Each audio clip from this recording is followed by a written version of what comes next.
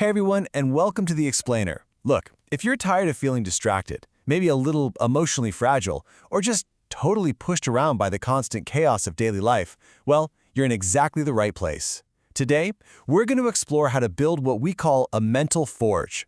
We're drawing directly on the battle-tested wisdom of ancient Stoicism. And we're not talking about some abstract, boring philosophy here. We're using this as a deeply practical operating system to completely rewire our minds and build unbreakable mental strength. So here is our roadmap for today. We're going to journey through this progressive mental forge in 5 stages. We'll start with the trap of modern comfort, then move to reclaiming your mental control, mastering the art of discomfort, falling for the process, and finally, Memento Mori. We are going to take you from emotional fragility to ultimate freedom. Okay, let's dive into this with Section 1, the trap of modern comfort, the crisis of the modern age. Let's really talk about why so many of us literally wake up feeling completely exhausted every single day. The truth is, most of us today are living in this state of quiet defeat. And why is that? Well, our modern conditioning constantly teaches us to just run away from pain and seek out absolute convenience. Actually, scratch that, we don't just seek it, we completely depend on it. But this endless chasing of comfort is exactly why so many people feel stuck, weak, and just lost. We scroll endlessly, we compare our behind the scenes to everyone else's highlight reel, we get envious, and we actively avoid the very struggles that are required to actually build character.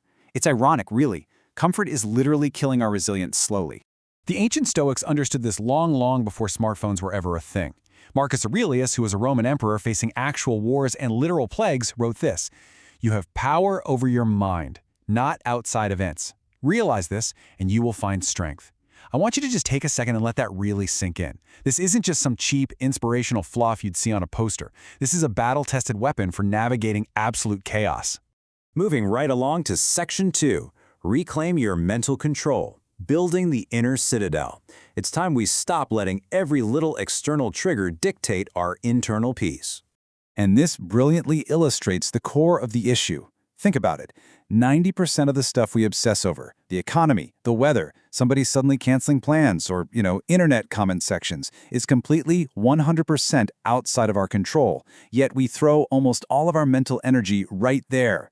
We've got to grab the wheel of that 10% that actually belongs to us, our thoughts, our choices, our actions, and how we respond. When you focus solely on that 10%, you stop screaming at the wind and you finally start navigating the ship. Let's contrast these two mindsets. Imagine your plans change at the last minute, or say the Wi-Fi just suddenly drops out, right in the middle of a massive meeting. The instinct of the child is to throw a tantrum, right? To blame the whole world and just spiral into emotional chaos. The Stoic, however, sits quietly in the storm and actually thinks before acting. The Stoic understands that the pain isn't due to the event itself, but rather our judgment of it, and that's a judgment you have the power to revoke at any time. Epictetus, who, by the way, was a former slave who became this legendary Stoic teacher, said this: "Any person capable of angering you becomes your master." Let me ask you directly, how many times just this week have you handed over your peace of mind to someone else? Maybe that person who aggressively cut you off in traffic, or the person who left a totally rude comment online. Every single time we let an external event trigger uncontrollable anger or despair, we are willingly putting on chains and becoming a slave to our own emotions. So to break those chains, you need a circuit breaker. The next time a massive emotional trigger hits you, whether it's anger, panic, or just intense frustration, I want you to ask yourself this single, powerful question. Is this feeling useful right now? It is the ultimate tool for cutting straight through the chaos. Here is exactly how you apply it in real time. Step 1, pause. Just stop the automatic reaction dead in its tracks. Step 2, breathe. Ground yourself back in the present moment. Step 3, ask that vital question we just talked about. Is this useful? And then, Step 4, respond with pure intention. This simple 4-step flow is the literal difference between being a helpless puppet to your environment and being the unshakable master of your own mind. Let's move to Phase 3 and see how this builds. Section 3, Master the Art of Discomfort. Forging Power in the Crucible. Now that we've talked about internal control, we have to tackle facing the harshness of the external world. Marcus Aurelius famously stated, "What stands in the way becomes the way." You see, the Stoics didn't just tolerate obstacles. They didn't just cross their fingers and hope for an easy breezy life. They actively invited struggle. They understood that every single delay is a test of your patience, and every rejection is a teacher of resilience. Discomfort isn't the enemy at all. It's the mirror that shows you who you really are. So the crucial point is this: the average person sits around passively, basically waiting for life to be fair, and they complain loudly when their effort doesn't immediately equal a reward. But look, fairness is a total myth. The Stoic takes radical responsibility. They expect pain, they expect loss, they even expect betrayal, and they use that harsh reality as fuel. Fuel to build an internal power so strong that absolutely nothing external can ever break them. So how do we actually build that kind of power? By actively practicing voluntary hardship. I'm talking about things like fasting for 24 hours just to prove to yourself that you control your urges, taking a freezing cold shower when your mind is screaming, "No way," saying no to a luxury you can easily afford, or waking up incredibly early to train when your body is literally begging you to stay in bed. Exposing yourself to these small, controlled fires every single day guarantees that you won't panic when the real chaos hits. Moving into Section 4, fall for the process, detaching from outcomes. This phase directly combats our hyper-anxious modern obsession with vanity metrics, getting likes, and seeking external validation. Epictetus reminds us of this. Freedom is the only worthy goal in life. It is won by disregarding things that lie beyond our control. In today's world, we are heavily conditioned to obsess over results. We want to get the promotion, win the big deal, hear the applause, but results are never, ever guaranteed.